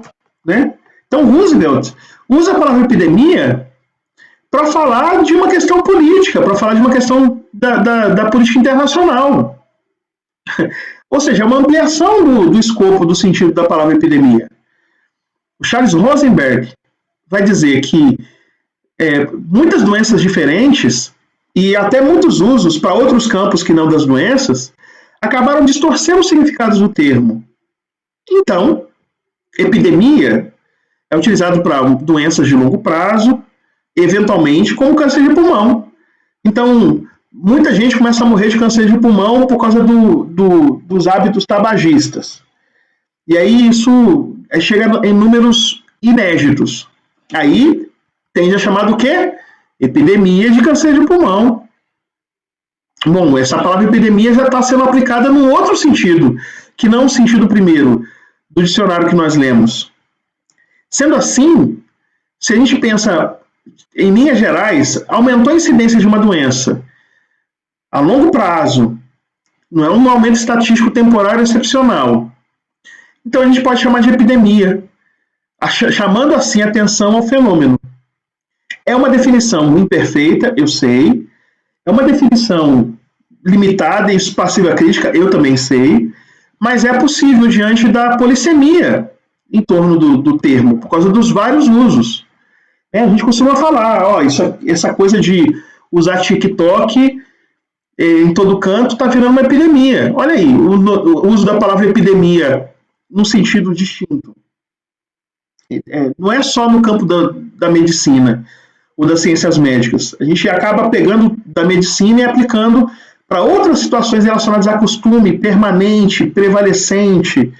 E isso aponta para a necessidade que nós temos de ter um conceito básico, a partir do qual nós partiremos. Se a gente então pensar agora na relação de epidemia e pandemia, aí nós temos um nós temos uma história das pandemias, né? Um quadro com a história das pandemias, com a praga de Antonino, com a praga de Justiniano, com a epidemia lá no Japão, com a peste negra, e assim por diante, né? A gente vai percebendo que nós temos episódios que podem ser mapeados e que são considerados pandêmicos, mas precisamos definir o que é pandemia, a diferença de pandemia e epidemia. Também tem ambiguidade nessa explicação. Ambiguidade por quê? Porque quando a gente pensa em epidemia, a gente está pensando em infecção, né? E quando a gente pensa em pandemia também. Mas a pandemia seria um status epidêmico mundial. E, mais ainda, a ideia de pandemia, um status epidêmico mundial, atinge muitos lugares diferentes. A gente também pode pensar que isso pode ter resultado como mudanças ambientais, que privilegiam que um determinado patógeno se amplie, né?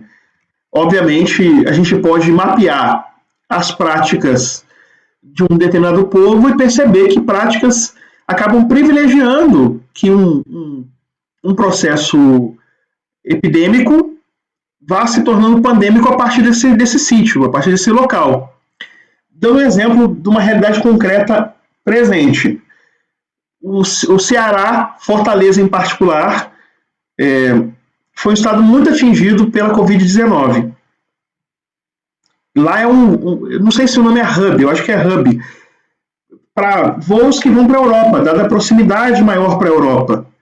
Então, um lugar de grande circulação de pessoas, portanto, um lugar favorável para que cheguem patógenos e também para que os patógenos, a partir dali, se desloquem para outros lugares, se desloquem a partir do deslocamento das pessoas contagiadas ou infectadas. Mas tem que tomar cuidado, porque mesmo que a gente diga isso está a um passo de dizer que o Ceará só tem mais Covid-19 porque é governado pelo PT, por exemplo. Ou dizer de um outro estado que é governado pelo PSL. Ou seja, eu estou pegando uma referência externa que não é uma avaliação da política pública para unir meu preconceito com a doença. E o nome que eu dou, epidemia ou pandemia, também dá uma dimensão da gravidade do caso, ou do nível de gravidade, já que pandemia tende a ser mais assustadora e pior do que epidemia. Então, essa semântica das doenças é uma semântica muito flexível, mas tem algum campo em que você pode dizer, não, isso não é uma pandemia. É uma doença contínua, num determinado lugar, não é uma pandemia. A pandemia tende a ter um espectro mais amplo, tende a ter múltiplas localidades atingidas, em múltiplos locais diferentes. Eu não estou seguindo aqui a OMS, eu estou seguindo aqui uma perspectiva que depois vocês vão entender no final do curso porque eu estou discutindo fora das definições adotadas pela OMS, né? O Gabriel está fazendo uma correção de que não foi o ministro de Israel que falou sobre a questão da homossexualidade, da Covid, mas foi um rabino ortodoxo, né? E ele disse do desrespeito das regras de contenção social, obrigando o Estado de Israel a usar a força policial. É ótimo construir coletivamente esse curso, que todo mundo vai ajudando todo mundo, e a gente vai aprimorando nossas falas, e assim a gente vai chegar num lugar melhor. Então, pandemia, respondendo a sua pergunta, Paulo Daniel, ela tende a ser mundial, mas a gente às vezes chama de pandemia algo que não atinge o mundo inteiro, né? Quando você tinha uma ocorrência menor da Covid-19 na África, né, bem pequena, ela era mais grave na Europa, tinha na Ásia, já tinha chegado no Brasil, aí pronto, pandemia. Mas você não tem uma ampliação no número de casos e uma condição grave como a condição atual da África do Sul. Então, essas coisas elas não são bem determinadas, bem definidas, com a precisão que nós gostaríamos. mas nós vamos avançar e vamos conseguir, ao fim, retornar esse assunto para, nesse assunto, conseguirmos esclarecer melhor as coisas. O fato é que doenças epidêmicas geralmente estão associadas a infecções e geralmente resultam da invasão do corpo humano por agentes infecciosos. Os exemplos mais comuns, bactérias, vírus. Algumas doenças infecciosas, mas não todas, podem se chamar contágios, porque elas são comunicadas direta ou indiretamente de uma pessoa para outra. Mas há infecções, a peste bubônica é um exemplo disso, que podem chegar de outras formas, né? O que cabe a nós é que episódios infecciosos, pandêmicos ou epidêmicos, com contágio ou sem contágio, têm efeitos marcantes em sociedades passadas e a gente vai visitar essas sociedades. Esses efeitos são maiores quando a doença veio como um golpe físico inesperado. De repente, está todo mundo bem, de repente morre 50 pessoas num bairro que tem 300. Pronto, é um golpe físico inesperado. E aí o efeito disso é o efeito mais grave. É diferente, por exemplo, a gente está percebendo a Covid se manifestando como uma doença sorrateira. Uma doença que a pessoa ela tem os efeitos dessa doença tempos depois de tê-la adquirido, quando ela tem a variante mais grave da doença. Então, problemas cardiovasculares, problemas cerebrais, problemas renais, não é só o pulmão e esse derrame de citocinas e que gera esse afogamento, como o pessoal diz de forma laica, né? Leigo eu também sou. Não é só isso. Tem uma série de campos inexplorados, como, por exemplo, a ideia de que de pesquisadores brasileiros, ainda bem, Universidade Pública do Brasil, de que talvez a perda do olfato ou do paladar seja definitiva com a Covid-19, ou da possibilidade de ser contagiado, infectado 2 vezes, ou 3, ou mais de uma vez. São questões que nós vamos perguntar para episódios de febre, por exemplo, na Babilônia, ou episódios de malária, ou episódios de pestes não identificadas, e vamos perceber como essas questões, essas indeterminações e definições interferem na maneira como as pessoas reagem a essas enfermidades. O fato é que, se a gente for pensar, né, desses termos que precisamos pensar como termos importantes para perceber os níveis de infecção e de pandemias e epidemias, nós podemos falar de 3. Epidemias ou pandemias agudas, de alta mortalidade ou de alta morbidade. E aí, cabe a nós falar de doenças agudas ou crônicas, de doenças com alta mortalidade e doenças com alta morbidade.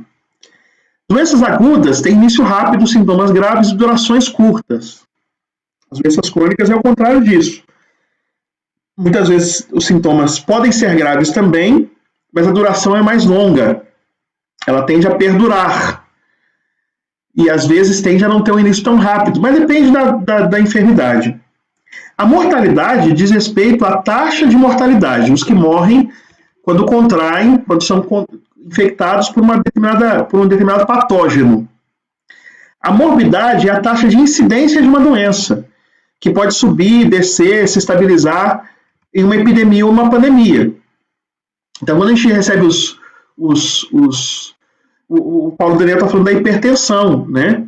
A hipertensão é uma doença, né? Essa doença, ela não é necessariamente causada por patógenos, pode ter hipertensão ligada a isso, mas não é, e ela é crônica, né? Porque ela é duradoura. Você pode viver um bom tempo com hipertensão e conservando-se das emoções, comendo menos sal, usando a medicação direitinho, você vai conviver anos e anos com essa enfermidade. Espero que ninguém tenha, mas se tiver, muita saúde para todos vocês. Dizendo um pouco sobre essa questão da morbidade e da mortalidade, quantas pessoas foram contagiadas? A gente está falando de morbidade. Quantas pessoas morreram dessa doença? A gente está falando de mortalidade. Quanto tempo a pessoa tem de incubação até os primeiros sintomas e quanto tempo ela fica com a doença. 14 dias, de 7 a 14 dias e fica com a doença tantos dias. Então a gente tem, nessas inscrições, nós temos a possibilidade de falar que a doença é aguda, se ela tem alta, média ou baixa mortalidade, e se ela tem alta, média ou baixa morbidade. Mas quer ver como socialmente isso não vale? A chance de morrer de Covid, se você for alguém com mais de tantos anos, é 3,5%. Aí falam isso, aí você fala, tá bom, de cada 100 pessoas, 3,5 vão morrer. Inclusive, estatística é engraçado, porque a estatística considera que as pessoas podem ser partidas ao meio, né? As estatísticas são...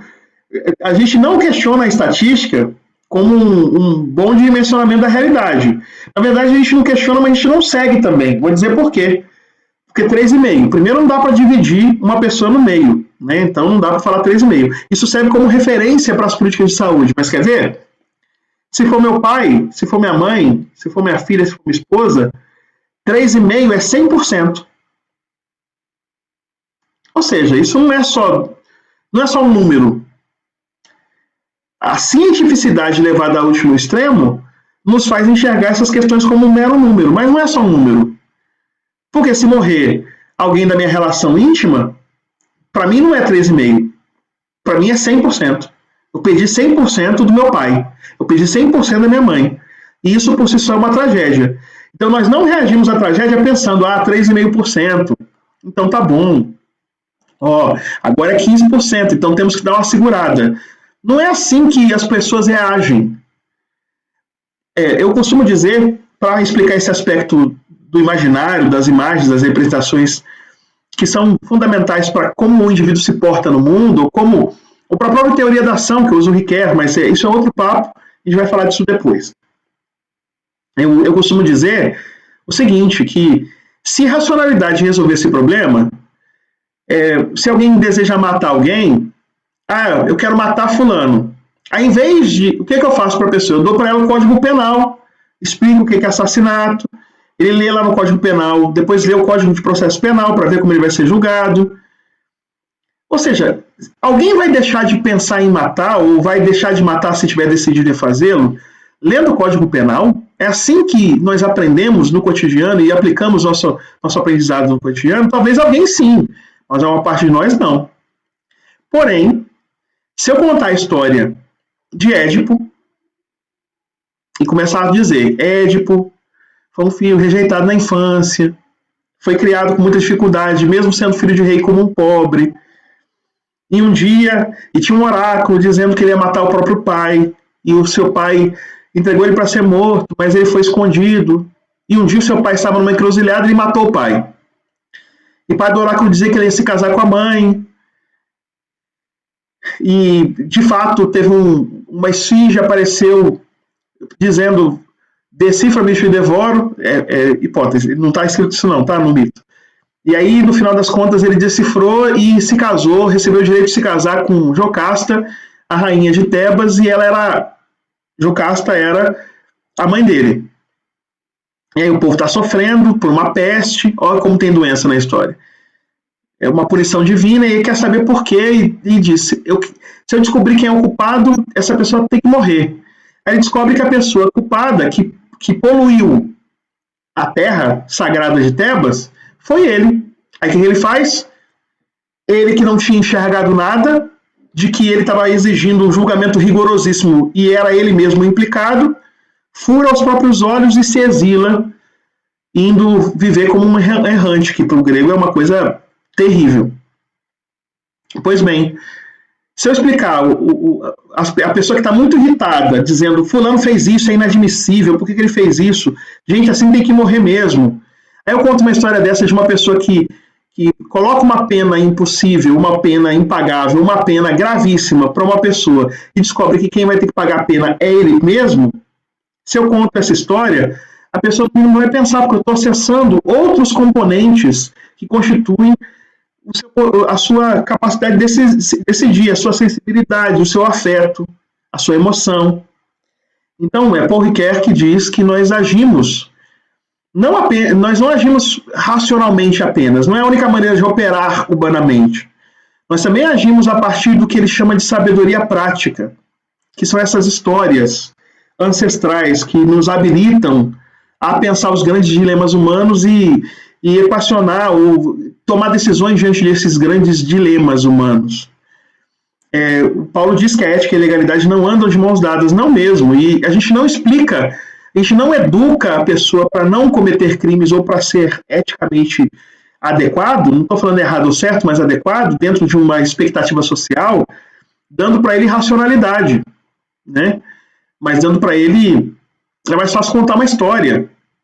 As histórias mais simples, Chapeuzinho Vermelho, vai para a floresta, no lugar que não devia estar, vai encontrar com a vovozinha, lá tem um lobo mau, mas também tem um caçador. Essas histórias são histórias normativas, ou seja, que acessam a dimensão afetiva das pessoas e querem uma tomada de decisão a partir do mito, a partir da sabedoria prática, a partir do enredo. Por isso que as fábulas de Esopo, que tem personagens cigarra, formiga, a gralha, o sapo, a rã, aliás, são personagens extraordinários. Eles não falam, mas eles falam nas fábulas. Mas por que eles falam? Porque a partir do acessar esse mundo, que é o mundo representativo, simbólico, a gente se afasta do nosso mundo e enxerga nós mesmos. A gente enxerga em nós mesmos a raposa está olhando as uvas, aí fala assim, eu quero comer essas uvas, tenta esticar a patinha, não alcança, aí fala, essas uvas não eram tão boas assim, ou seja, está desmerecendo aquilo que queria, né? No ditado popular é quem rejeita quer comprar, né? No ditado popular. Essa historinha é para mostrar muito do porquê as pessoas nos perseguem, as pessoas nos rejeitam, nos desprezam. Essa história é muito mais fácil do que eu explicar aqui o mecanismo de rejeição a partir da psicanálise. Portanto, a psicanálise é muito poderosa, não estou dizendo que não seja poderosa. Ela, inclusive, apela ao simbólico, ainda bem, e o representacional. Mas, ainda assim, é uma linguagem que flerta, por demanda da disciplina, com o científico. E muitos de nós não opera as nossas decisões através ou mediados pelo científico. E é por isso que a gente, quando formos analisar epidemias infecciosas, esse universo da doença, nós precisamos recorrer, eventualmente, ao William McNeill, que chama de ruído de fundo essas doenças endêmicas crônicas e degenerativas. Ou seja, essa doença que vai perdurando por uma longa temporalidade, como um ruído de fundo, em oposição às crises repentinas de uma epidemia. Então, malária, sífilis, tuberculose, todas essas doenças podem ser crônicas e endêmicas, mas às vezes a mortalidade dela dispara. E aí ela é incluída no campo da epidemia. Então, todo ano tem um número de pessoas morrendo de tuberculose. E aí, de repente, disparou epidemia, disparou no mundo todo, pandemia.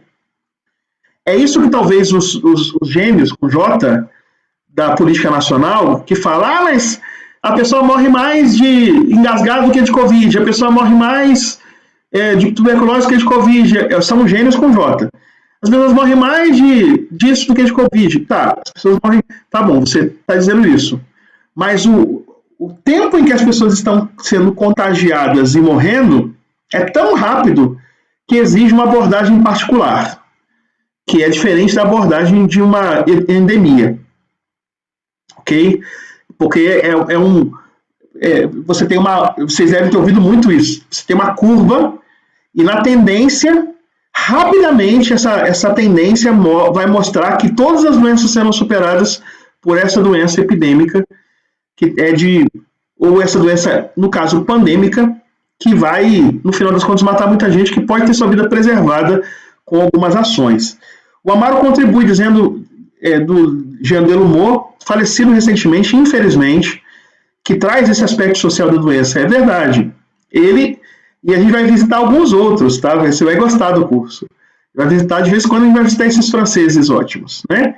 Os franceses, os suíços, os ingleses, os alemães, mas também os brasileiros, os africanos, tem muita coisa de africano aqui no nosso curso, tem muita coisa de asiático no nosso curso. Nosso curso é um curso bem eclético, vocês vão gostar.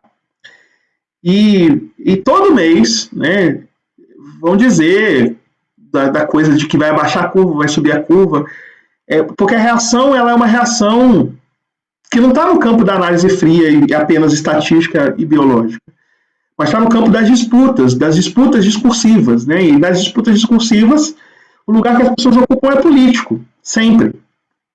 Então, dificilmente você vai conseguir racionalidade ou então essa afetividade necessária para fazer as pessoas se fazerem isolamento social num contexto contaminado desse. Correto? Então, a gente pode falar desses ruídos de fundo, dessas doenças endêmicas, as doenças cardiovasculares, as neoplasias malignas e assim por diante. A gente não vai falar muito disso, a gente não tem como falar disso porque é muita coisa e seria para além dos nossos objetivos. Agora, uma coisa também importante vocês saberem: micro-organismo não respeita a fronteira. Eu me lembro uma vez, eu dava aula, eu lecionava, eu não vou falar de micro-organismo, eu vou falar de um vetor do micro-organismo. Eu dava aula, eu morava no Recreio dos Bandeirantes e dava aula de grego para uma pessoa no recreio particular. E eu ia no trabalho dessa pessoa para dar aula para ela. E aí ela me pediu para esperar num hall, e eu fiquei esperando no hall enquanto ela estava se organizando, estava fazendo outra coisa. Aí ela chegou, né? A gente estava no Recreio. É um bairro vizinho à Barra da Tijuca, no Rio de Janeiro, então é um bairro de classe média alta. Classe média alta, é um bairro desses, as pessoas se acham superiores e melhores. Quantas e quantas vezes me chamaram de porteiro, quando estava lá embaixo, falava, chama fulano de tal, porque o negro, num lugar desse, só pode ser porteiro. Então, lá no Recreio dos Bandeirantes, eu dando minha aula, aí tinha um ataque de mosquitos, né? Aqueles mosquitos Aedes aegypti, picando a gente, e a doença, né? A gente podendo pegar várias doenças, chikungunya, zika, febre amarela, põe um parênteses, a gente vai falar dela depois, mas podia pegar várias doenças. Dengue, chikungunya, zika. E aí eu falei, gente, mas é muito pernilongo. Aí ele virou para mim e disse assim, como pode, né? Num bairro como o Recreio ter pernilongo assim. Aí eu parei, olhei para ele e disse assim, o que a gente tinha que fazer então? Tinha que colocar uma placa, tem um túnel que separa a região que tem mais pobreza, lá que vai para Campo Grande, da entrada do Recreio, um túnel da Grota Funda. Falei assim, a gente deveria colocar uma placa com pernilongo cortado assim, dizendo proibido passar? Então a gente põe uma placa, o pernilongo não passa porque ele vai picar o sangue azul dos moradores do Recreio dos Bandeirantes. Ou seja, isso mostra a mentalidade em torno das doenças. E não pensem que isso é incomum, e não pensem que nós vamos trabalhar muito com isso no nosso curso. Nosso curso é muito feito disso, e a gente vai mapear isso em uma documentação farta, uma documentação muito rica, especialmente a documentação da antiguidade que eu vou trabalhar, que é uma documentação difícil de acessar, bastante hermética, mas que essas coisas vão se mostrar produtivas, para a gente perceber coisas que a gente vê hoje em dia, né? Hoje eu estou rindo porque o Paulo Daniel falou assim, vamos um mosquiteiro no bairro, né? Tinha que colocar, o poder público tem que fazer um super mosquiteiro, né? Para colocar em todo o bairro do Recreio dos Bandeirantes para não picar o cidadão que se acha superior. Claro que isso é uma grande bobagem. Pois bem, então, se a gente pensar agora, já finalizando essa parte da aula, nessa coisa dos contatos interétnicos, e já falando um pouco de Império Romano, da Mesopotâmia, que eu vou falar, a gente pensa nas relações, a gente fala, hoje o mundo é globalizado, como se na antiguidade não fosse. Hoje o mundo, todo mundo circula para todo canto, como se na antiguidade não fosse. Gente, esquece essa ideia de globalização como um fenômeno moderno, contemporâneo. O que tem de trânsito, de interrelacionamento, de redes, de relação, Malkin vai dizer muito disso, Reinhard Malkin, de redes de relação no mundo antigo não é brincadeira. Ou seja, é capaz de você encontrar um produto siríaco lá na região da praia, na Península Ibérica, é capaz de você achar um produto cartaginês lá no do outro lado do Mar Negro, do lado da margem norte do Mar Negro. Ou seja, você tem circularidade, você tem trânsito, e um trânsito significativo. O que nós não temos são as mesmas redes de comunicação. As redes de comunicação é que são muito diferentes. E a velocidade das relações de troca, porque hoje a gente tem algumas tecnologias que privilegiam, mas relações há, e não são poucas. Cada vez mais nós mapeamos, ainda mais depois que utilizamos algumas coisas da sociologia para fazer essas redes, esses pontos de conexão entre o que a gente vai chamar de intercâmbios, aí a gente consegue mapear isso muito bem. E onde esse mapa avança, dos intercâmbios, também avança o intercâmbio de patógenos. E esse intercâmbio de patógenos nos interessa muito.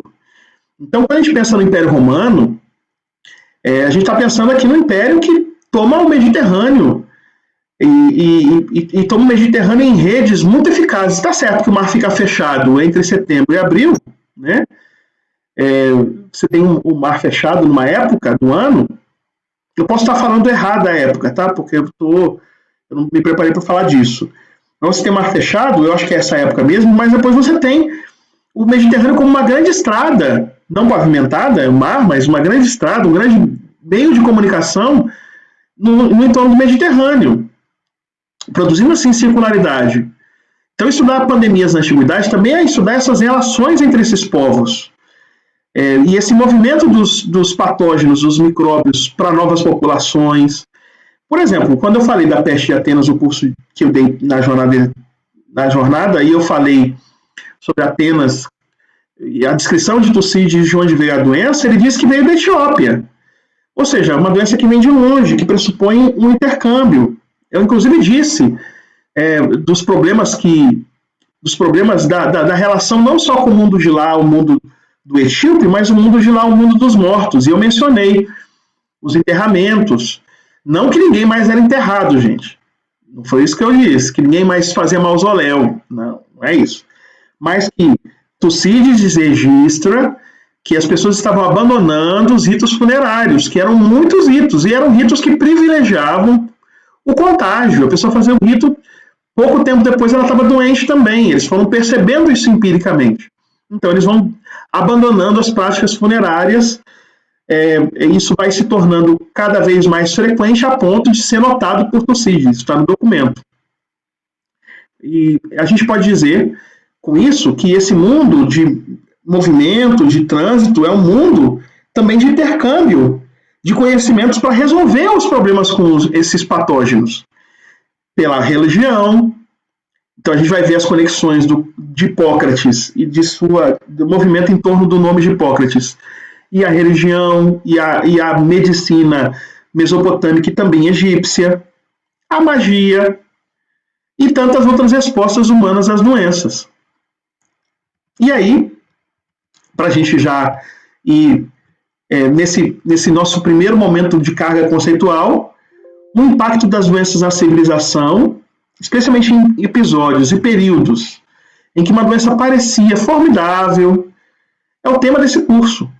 E a ordem desse curso não é bem cronológica, mas ela respeita antiguidade e contemporaneidade, de uma certa forma. A gente tem alguns avanços e retrocessos temporais. O fato é que os gregos, os romanos, os africanos, os mesopotâmios, os judeus, os primeiros cristãos, nós temos que falar sobre eles se a gente quiser estudar bem as patologias, porque essa antiguidade nos dará horizonte histórico para a gente poder compreender melhor esse tema. O Amaro está falando uma coisa que está nas minhas aulas de China Antiga, que é a Rota da Seda, ou as cidades entre esses impérios, seja bizantino, seja persa, como exemplos desses locais de trânsito, desses locais de passagem, e também circulação de doenças, de enfermidades. E você tem toda a razão. A gente tem que mapear isso. Pena que não dá para mapear tudo, mas o que nós mapearmos aqui, espero que favoreça vocês e que favoreça o crescimento de vocês. A gente vai poder agora fazer aquela nossa parte, que é a parte de vocês colocarem seus pontos de vista, suas questões. A gente tem meia hora ainda, vocês podem falar à vontade. E eu vou passar aqui enquanto a gente vai dialogando, vai debatendo nesse nosso grande bate-papo. Vou parar de compartilhar a tela. Eu vou colocar aqui a lista de presença, para vocês poderem acessar essa lista, e acessando essa lista, colocarem lá o nome e e-mail de vocês, para que eu mande material. Vai terminar essa aula, é um pouco mais à noite, eu vou mandar bastante coisa para vocês irem já lendo essas coisas que nós vamos mandar, e a partir dessa leitura a gente possa vir mais preparado para o nosso próximo curso, nossa próxima aula, ok? Então, quem gostaria de falar, quem gostaria de se inscrever para falar, quem gostaria de fazer perguntas ou fazer colocações, esse é o momento do nosso debate, ok?